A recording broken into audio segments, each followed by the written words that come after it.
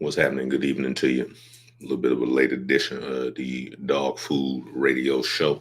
We doing not really a post game. You know what I'm saying? You probably already seen your post games, and we a day late on that, so we not even gonna worry about that. What we're gonna talk about today is that the team looks bad. They're 1-4, but the season is not over. It's not over. There's no need to panic. And I know everybody is saying that the house is on fire, and it's a lot of. There's no time to panic, and the offense does not look good right now across the board. I can't give nobody no glaring remarks. Nobody can. Defense is still the strength of this team, and even though you at 1-4, you only 2 games back in the division. They still got a lot of time to fix what the issue is. I don't know how long you've been following the show, but I've been saying since the offseason, Stefanski got to give up the play calling. In case you're new to that, I think I got some percentages here, real quick. See what you got here. That's not what I want to show. Win percentages. That's what we want to show right here. This is just for the AFC North, in case you're not familiar. From 2020 to 2023, when you score over 20 points, you see that Stefanski is dead last compared to his contemporaries in games that they score over 20 points. You see when he scores under 20 points, he's in third place. What I'm saying, that's below average in each category.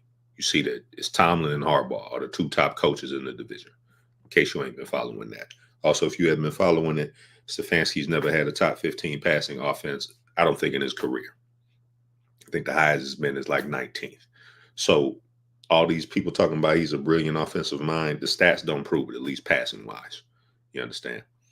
Now, what I want to show here is, and why I say that the ceiling, I don't know if you can see the title of the show, the ceiling of this team has been reached. You have 5 years. We're actually going to go back to about 18 or so. I know that's before Stefanski got there, but I'm going to show a graph. 10 years from 14 to 24. We're not even going to count 1999 and all that, because none of that really matters. You know what I'm saying? So we're going to go back 10 years. So let's get that pulled up real quick. Let's hit play on that. So in 2014, you got 7 games right there. 2015, you got 3 games. 2016, as you know, 1 game. 17, no games. 18, what's that? I think that's another 7 games. You got to excuse me, now my eyes want to itch. My bad. Let's see. 19, what you got? 6 games. 20, 11 games. 21, 8 games. 22, what was that? 7 games. And then 23, 11 games. And right now in 2024, they're sitting at 1 game. I don't know why my eyes want to itch now that I go live. So my bad on that. Now, it's not going to let me draw on the screen where y'all can see it. So I wish I was able to show a cursor. But I don't know if we got anybody that invests, any stock market people. But if you start at 14 to 17, you got a downward line right there. And then it bounces back up 17 to 18. And then you'll notice if we start from 18 to 23, you basically have a dip, then a peak. You have another dip, and then you have another peak. This 11-game win season right here, that is essentially the ceiling that you have with this team. And you'll know that in both of these 11 win game seasons, they didn't win the division, right? It's going to take you about 12 to 13 wins in this division to win the division.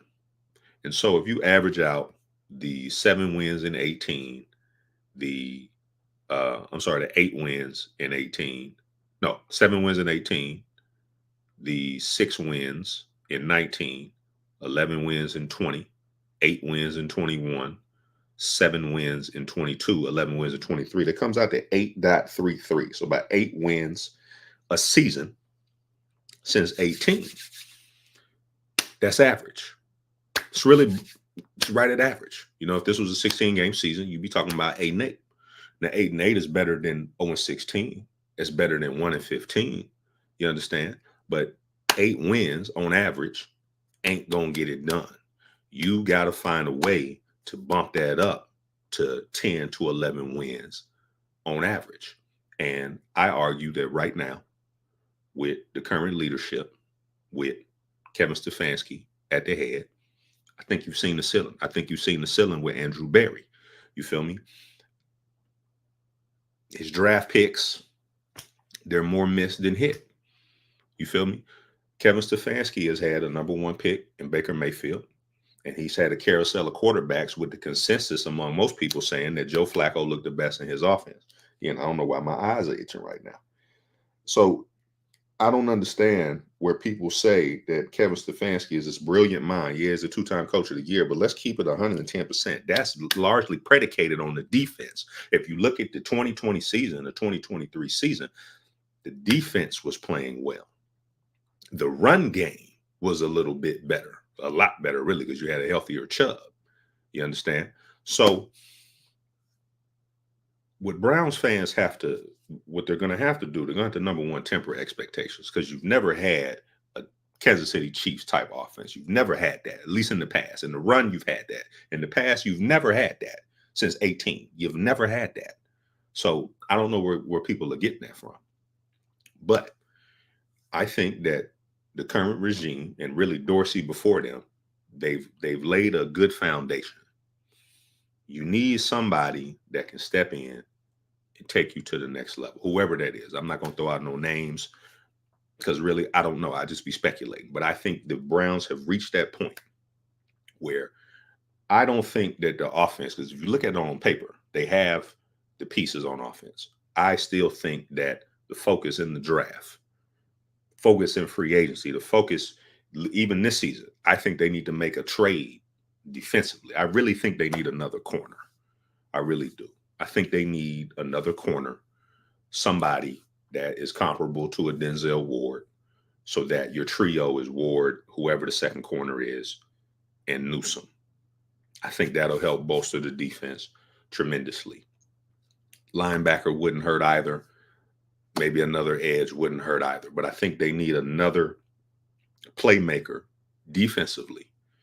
And I think that'll do wonders, because right now, to save this season, if you're looking at the sides of the ball, who's going to give you the most immediate returns? It's going to be the defense. The defense is going to give you the most immediate returns. The defense it has the least amount to fix, because if you think about how the offense can't move the ball up and down the field, that is putting more pressure on your defense. Let's pause real quick for break, and we're going to wrap this up. All right, now we back. All right. So as you can see here, again, I wish I could draw on the screen. And really, you can kind of throw out 14 if you like, but 14 downward trend. You're basically getting into a rebuild. 18 was essentially your rebuild, successful rebuild, if we're looking at that. Then you see you have a peak, you have a dip, then you have a peak. And if they run the table, they push you at 13-4, right? To make the playoffs, they're going to need 9 wins, probably 10.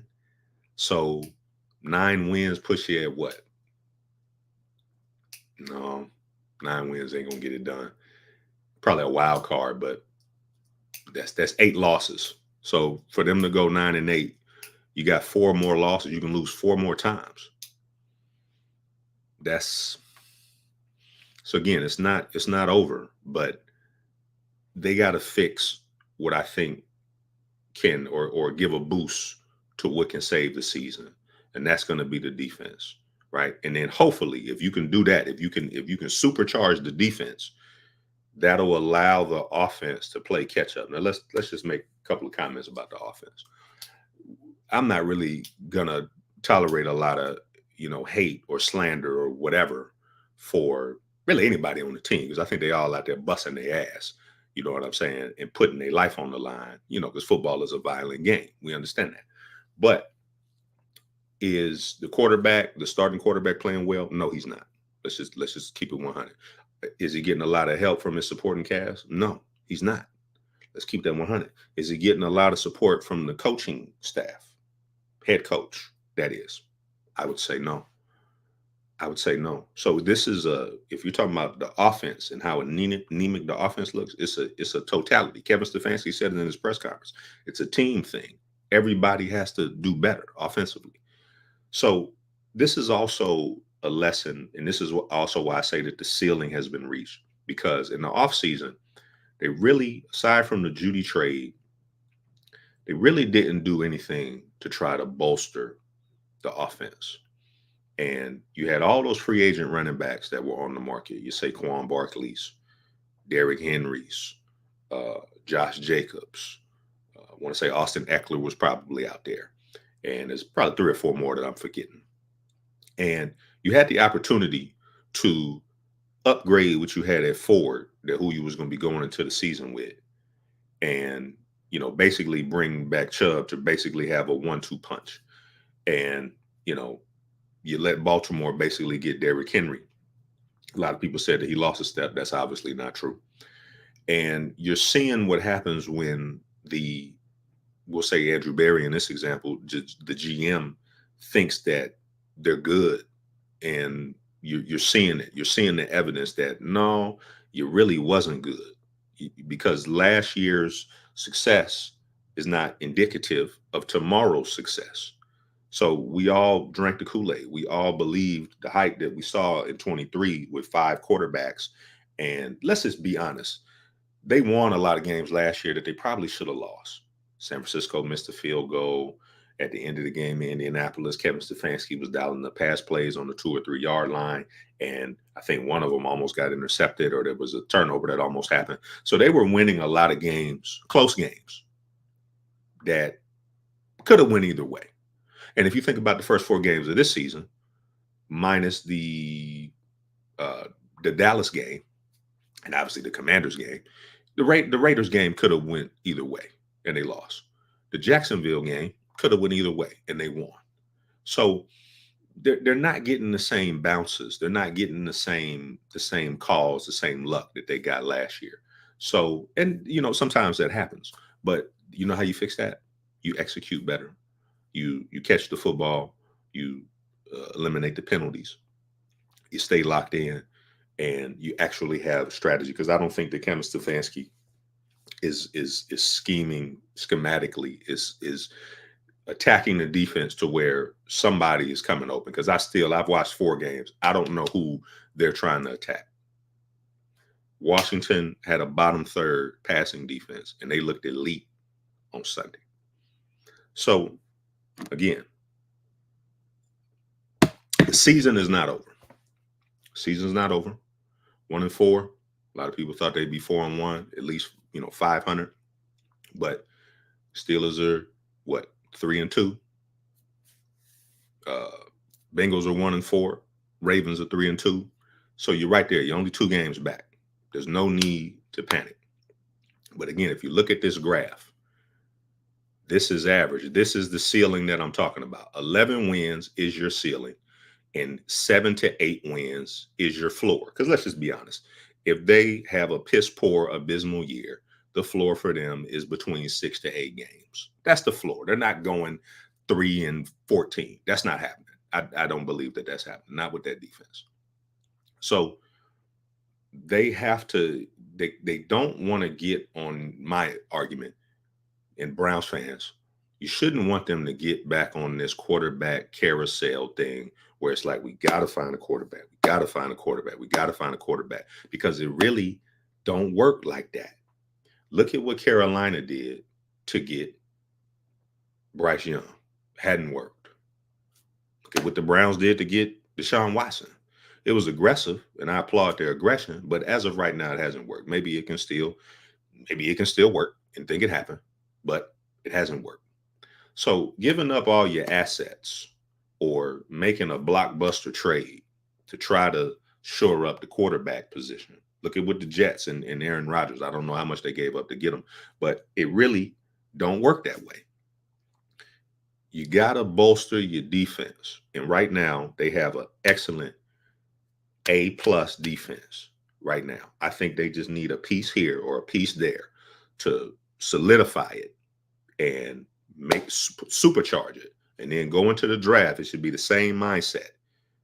because defense in the AFC North, because right now none of the defense aside for I say Pittsburgh looked okay against Dallas, but I would go on the limb and say right now the top two defenses in the AFC North is Pittsburgh, Cleveland, Baltimore, and then Cincinnati would be last. This is how I've been seeing the games. I'll be watching the games. I don't know. I'd be eager to know what y'all think. But I'm going to land my plane there. I'm going to wrap it up on that piece. The ceiling has been reached with the Kevin Stefanski, Andrew Berry regime. The ceiling has been reached because Andrew Berry is the one, all y'all that don't like the Watson signing or trade and all that, Andrew Berry signed off on it. And based on my understanding, Kevin Stefanski didn't have no problem with it. So if you have a problem with them getting him, you should have a problem with the people that signed off on it as well. I have no problem with it because I thought it was an aggressive move. I feel like, you were trying to hit a home run. Hadn't really worked out right now. But look at Sam Darnold. Look at Baker Mayfield. Sometimes it's just the system. So offensively, they got some work to do. But there's no need to panic. I know it's frustrating and it sucks, but there's no need to panic. This is not one of the worst teams in the league. Because you notice, and I'm gonna wrap this up. We have 16 minutes. You notice that the media doesn't cover the Browns. They waited. They didn't cover the Browns when they beat Jacksonville. They said nothing about it. They really didn't cover them when they lost to the Raiders. I didn't see a lot of segments on it because Sean played decent. They dropped some balls. There was some missed penalties and some, plays that got called back. So they didn't cover that. They waited until they had their worst game of the season because Sunday was their worst game of the season. And now everybody wants to talk about it. I don't know why the media uses Cleveland as their doormat, but for some reason, Cleveland fans kind of feed into it and feed into the narrative.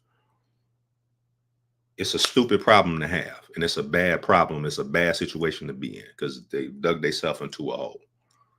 But if you know what you have from an asset perspective, right? It's kind of like you ride luxury cars. You go and buy a Lambo, and maybe it needs a new transmission. You're not going to throw $250,000 down the drain because you bought a Lambo that need a new transmission. Because if you got $250,000 to blow, you're just going to get the transmission fixed. You feel me? It ain't going to be no sunk cost because there ain't a dealership in the world going to even give you half that. You feel me? Because they're going to do the same thing. They just going to lowball you, fix the transmission, and then bam, they back riding clean.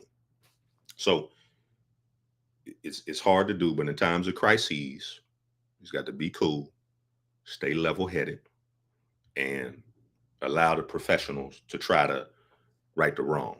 Because again, it's the Stefanski's is ultimately the responsibility falls on him to get it fixed. And if he can't get it fixed, I don't know. Some of y'all put a lot of currency into them 2-time coach of the years. I personally don't put a lot of currency into that. It's not 2 Super Bowls. Zach Taylor went to a Super Bowl, the Bengals coach. I don't know how many coach of the years he got. Which one weighs higher? We'll end on that note.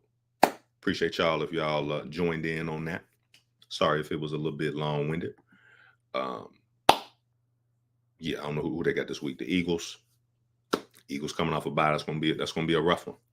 That's gonna be a rough one, but we'll see. It's definitely a must-win, no doubt about it. But we'll see how it go. So I know we're gonna talk about it. We'll probably make our predictions at sometime later in the week. So Dog Food Radio, you can get your merch at dawgfoodstore.com. Shout out to the Fanatical L's Fans First Network. And we'll catch y'all on the next one.